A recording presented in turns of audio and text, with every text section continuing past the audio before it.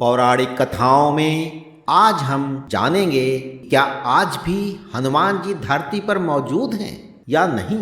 कुछ लोगों ने उन्हें देखने का भी दावा किया है, तो आइए जानते हैं। लेकिन जानने से पहले चैनल को सब्सक्राइब कर दें, लाइक और शेयर करें।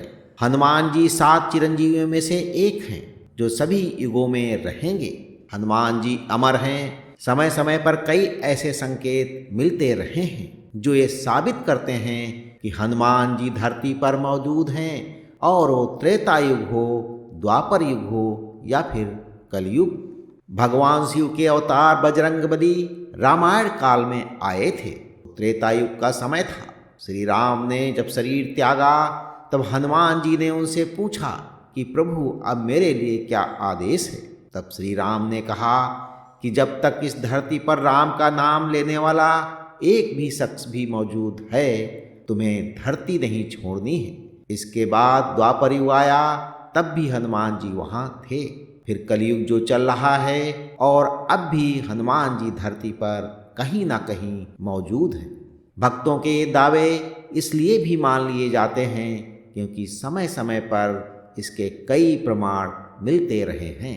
फिर चाहे वो द्वापर युग में हुई भीम और हनुमान जी की मुलाकात का वर्णन हो, या फिर कलयुग में कई लोगों के दावे जिन्होंने हनुमान जी को देखा है।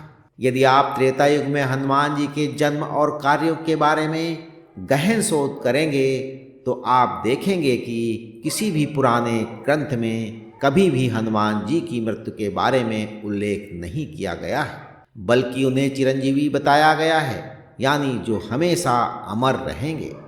आंध्र प्रदेश के लेपाक्षी में जो पद चिन्ह मिले हैं वो भगवान हनुमान के बताए जा रहे हैं, और अन्य कहते हैं कि ये माता सीता के पद चिन्ह हैं।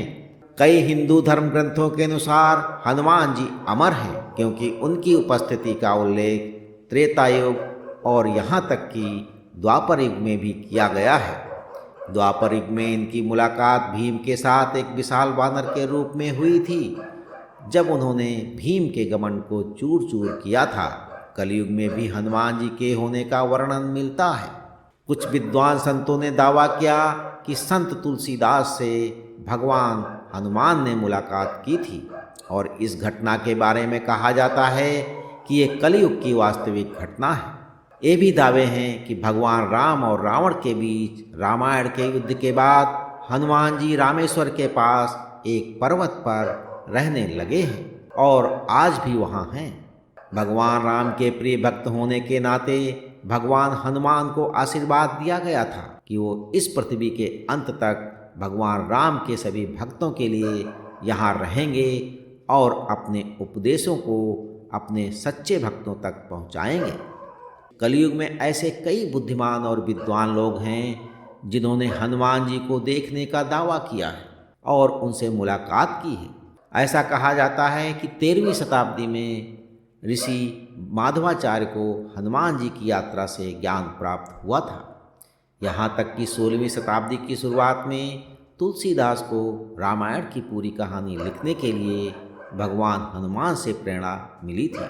और ऐसा कहा जाता है कि राघवेंद्र स्वामी, स्वामी रामदास और सत्य साईं बाबा जैसे संत भी भगवान हनुमान की झलक पाकर प्रसन्न हुए थे।